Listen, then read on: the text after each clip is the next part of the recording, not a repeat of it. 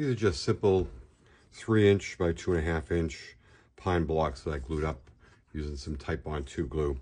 I'm going to find the center and then bring it over to the drill press and drill a pilot hole.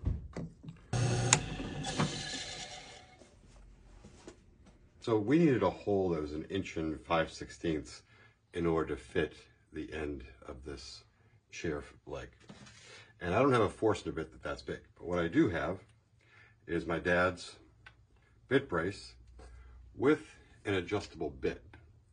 So what I've done is I've adjusted the cutter on the edge of the bit to the auger, and we'll go down about 3/4 inch, and then that way it will sit down on top of the leg.